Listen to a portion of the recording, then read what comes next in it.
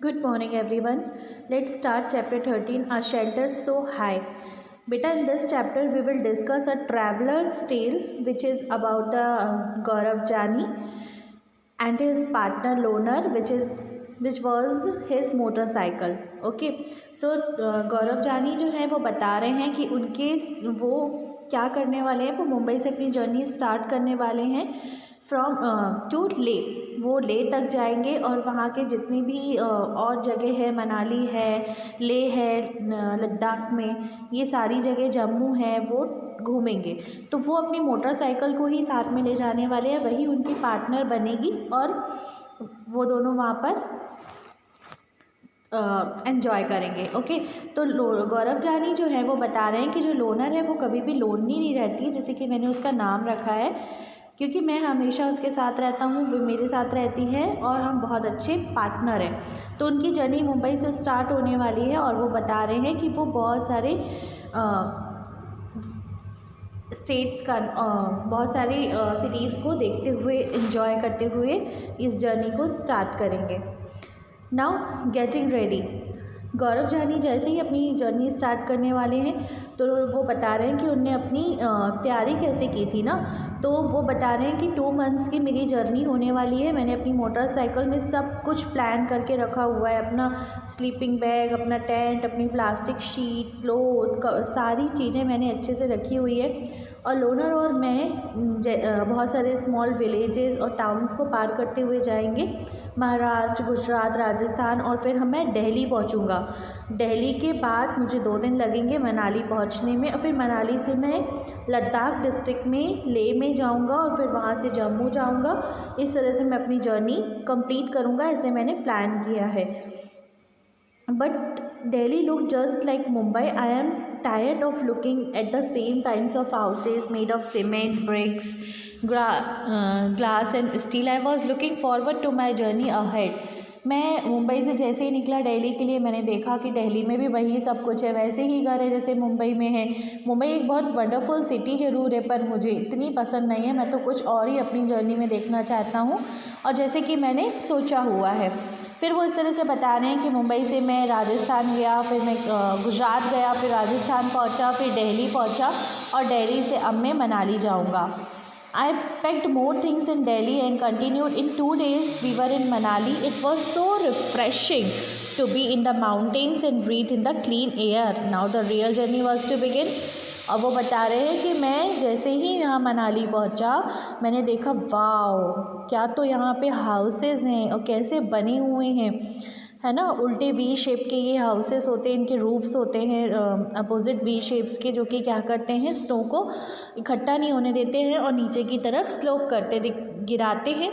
और कुछ हाउसेस ऐसे देखे जिसमें बर्फ़ इतनी ज़्यादा जमी हुई थी। पर जब मैं फाइनली मनाली पहुंचा तो मुझे सच में बहुत रिफ़्रेशिंग ब्रीथ मिली और मुझे बहुत अच्छा लग रहा था मनाली पहुंच के।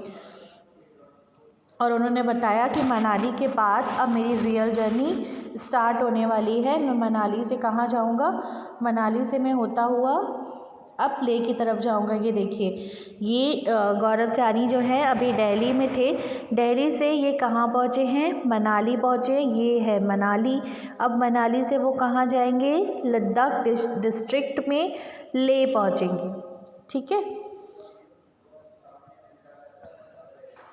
अब जैसे ही वो ले के लिए निकले तो उन्होंने देखा कि क्या तो पथरीला रास्ता है, इतना टफ़, इतना डिफ़िकल्ट रास्ता है ले का। इतने बड़े बड़े माउंटेन्स हैं और पूरा डेज़र्ट एरिया है, और उनको बहुत ज़्यादा डिफ़िकल्टी भी हुई वो रास्ता क्रॉस करने में। फिर एट लास्ट उन्होंने वहाँ पे रेस्ट लिया कहीं पर। Loner and I was covering long distances each day and all I needed was food and tent to protect my self from the cold air. My nylon tent was so small that I could just about to fit it to sleep. मेरा जो nylon tent था, मैं उसमें उसे ही रात में खोल करके सोता था, पर मेरा टेंट इतना बड़ा नहीं था, छोटा ही था कि जिसमें बस मैं फ़िट हो सकता हूँ और बहुत कंफर्टेबली मैं उसमें नहीं रह सकता हूँ। ठीक है। Cold desert. उन्होंने बताया कि at last loner and I reach Leh, जैसे ही हम लोग ले फाइनली पहुँचे, for the first time I saw such a area high dry and flat called cold desert. उन्होंने देखा कि सच में कोल्ड डेजर्ट होता कैसे है, इतना हाई, इतनी ऊंचाई पे, इतना सूखा और एकदम फ्लैट, और वहाँ पर इतनी ठंडी भी। तो उन्होंने बोला कि हाँ सच में कोल्ड डेजर्ट ये ही है। तो Ladakh gets very little rainfall, here there high snow capped mountains and cold flat ground. Okay, as I rode slowly, found I was being followed by a group of children. They called out Jule, Jule, meaning welcome, welcome. They were all amazed to see my loner. Everyone wanted to come to their house. देखिए वो बता रहे हैं कि जैसे ही मैंने यहाँ का कोल्ड डेजर्ट देखा, उससे जैसे ही मैं क्रॉस हुआ, मैंने देखा कि वहाँ पे जो लोग हैं, जो स्ट्रीट्स में जो लोग खड़े हुए हैं, वो सब मुझे देख रहे हैं। और कुछ लोग हैं, एक बच्चों का ग्रुप है जो कि मुझे फॉलो कर रहा है, और वो क्या बोल रहे हैं, झूले झूले। वो अपनी लैंग्वेज में बहुत खुश होकर के झूले झूले बोल रहे हैं, जिसका मतलब होता है वेलकम वेलकम। मुझे वेलकम कर रहे थे और हर कोई मुझे अपने घर ले जाने के लिए तैयार था।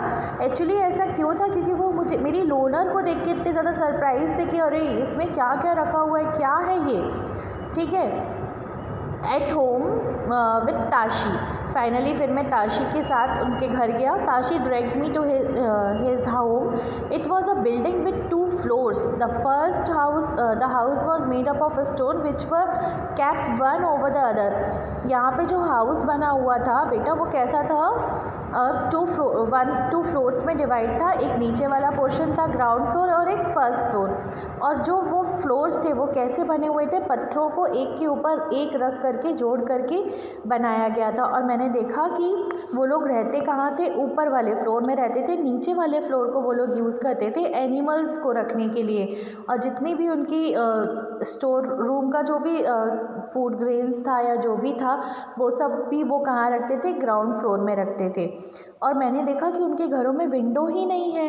क्यों नहीं थी विंडो, क्योंकि उन्हें इतनी सर्दी में रहना पड़ता था, ठंड में। तो अगर विंडो होगी तो हवा भी आएगी, इसलिए उनके घरों में खिड़कियाँ नहीं होती थी। ये देखिए कितने सुंदर दिख रहे हैं ना ये घर। यहाँ पे विंडो नहीं है और इस तरह से स्टोन्स को जोड़ करके बनाया हुआ है। अब जो इनकी जो रूफ्स थी, मैंने देखा जितने भी घरों की रूफ्स थी वहाँ पे सब में, जैसे ही मैं ऊपर गया मैंने देखा सबकी रूफ्स कुछ ना कुछ वहाँ पे ड्राई करने के लिए रखा हुआ था। किसी के घर के ऊपर पापड़ थे, किसी के घर के ऊपर चिली थी ड्राई होने के लिए। तो इस तरह से लोग यूज़ करते थे अपनी रूफ्स को। The Changpa, there I met Namgyal and came to know about Changpa, a tribe living on the mountains. The Changpa tribe has only about 5,000 people. ये लोग जो चैंगपा थे, चैंगपा कहा जाता है इन्हें। नमग्याल नाम का एक बॉय था जिससे मैंने इनके बारे में सब कुछ पता किया। तो उसने मुझे बताया कि 5,000 पीपल का ग्रुप है जो कि माउंटेन्स में रहता है, ऊपर जाके रहता है, और ये लोग अपनी जगह को चेंज करते रहते हैं। The Changpas are always on the move with their goats and sheep. It is from these they get all that they need. जो वो सब कुछ अपने साथ रखते हैं जो उन्हें चाहिए रहता है, और एक जगह से दूसरी जगह तक अपनी शीप्स और अपने हॉर्सेस, अपने यैक्स के साथ वो ट्रैवल करते रहते हैं। ठीक है, और वो इन पे क्यों डिपेंड है, इनके स्किन के लिए, मिल्क के लिए, स्वेटर्स के लिए, कोट के लिए, इनके वुल के लिए। तो इसलिए वो क्या करते हैं, इन सबको अपने साथ रखते हैं और अपना their goats are their only treasures. If a family has more animals, it is considered more rich and important. उनकी जो गोट्स रहती थी वही उनके ट्रेजर्स होते थे, इनकी विरासत होती थी, और जिसके पास जितनी ज़्यादा गोट्स होती थी वो फैमिली उतनी ही ज़्यादा रिच कहलाती थी। From these special goats they get wool from making the world famous pashmina. तो हम पैश्मीना के बारे में एक बार अभी देखेंगे। देखिए लोग इस तरह से चैंगपास जो है इतनी ऊपर जाके रहते हैं, क्योंकि जो गोट और जो शिप जो हमें पैश्मीना मिलता है, जो एक बहुत ज़्यादा रिच फैब्रिक होता है जो कि हमें बहुत ज़्यादा वार्मनेस देता है। वो हमें किससे मिलता है, इन्हीं गोट्स से मिलता है जो कि माउंटेन्स के इतनी ऊपर रहते हैं, इतनी हाई उसमें रहते हैं, और हमें इन्हीं से वूल मिलता है। तो चैंगपा जो हैं उनको रखते हैं और सिर्फ पश्मीना वूल के लिए, ठीक है। तो उन्होंने देखा कि जब वो ऊपर गए थे मोटरसाइकिल से, तो उन्होंने देखा जो चैंगपाज हैं वो क्या करते हैं वहाँ पे एक साथ रहते हैं। और उन्होंने उनके टेंट को भी देखा चैंगपाज के, कि उनका जो टेंट है वो कैसा है, बहुत ज़्यादा बड़ा है। मेरा टेंट तो इतना सा था कि सिर्फ उसमें मैं ही सो पाता था, पर जो चैंगपाज का टेंट था मुझे लग रहा था कि मेरे फ्लैट का एक बड़ा सा रूम है, ठीक है। और जो वो टेंट था वो किससे बना होता था, यैक की जो स्किन होती थी, फर होता था, उससे बैम्बू स्टिक से जोड़ करके वो बनाया जाता था, जो कि इन्हें बहुत वार्मनेस देता था। अब हम पढ़ लेते हैं एक बार पैश्मीना के बारे में। पैश्मीना वुल जो है वो कैसा होता है, shawl is as warm as 6 sweaters, it is very thin yet very warm. बहुत पतला होता है पर बहुत ज़्यादा हमें वार्मनेस देता है, इतनी वार्मनेस देता है कि हमने 6 स्वेटर्स एक साथ पहने हुए हैं। और ये देखिए इनके जो टेंट है वो अंदर से देखने में ऐसे दिखते हैं। अगर नामग्याल ने बताया कि उसकी मामा जो है वो चूल्हे में खाना बनाती हैं, तो उसका धुआं निकलने के लिए भी इनके जो टेंट होते हैं उसमें एक होल होता है जिससे वो प्रॉपर वे में बाहर जाता है, ठीक है। चैंगपाज के टेंट को क्या कहा जाता है, रेबो, ओके। तो चैंगपाज कहाँ रहते हैं, रेबो में रहते हैं। अब मेरी जर्नी थी श्रीनगर के लिए। जैसे ही मैं श्रीनगर पहुंचा मैंने बहुत सारी फ़ोटोज़ क्लिक की और अपने फ़ोटो एल्बम में भी डाली। इस तरह से डोंगास वहाँ पे होते हैं जिसमें श्रीनगर के लोग रहते हैं, ठीक है। और हाउस बोट्स रहती है जिसमें क्या करते हैं, हाउस बोट्स में श्रीनगर जो भी लोग जाते हैं घूमने के लिए वो हाउस बोट्स में रहते हैं, डल झील में स्टे करते हैं। तो ये सब वहाँ का क्या है, वहाँ पे रहने का वे है। रिटर्न जर्नी, अब मैं जब वापस आ रहा था तो फिर जब मैं जम्मू पहुँचा तो मुझे वहाँ पे वापस से वैसे ही ब्रिक्स के ही घर दिखाई दिए जैसे कि मेरे पास थे, मैंने देखे हुए थे।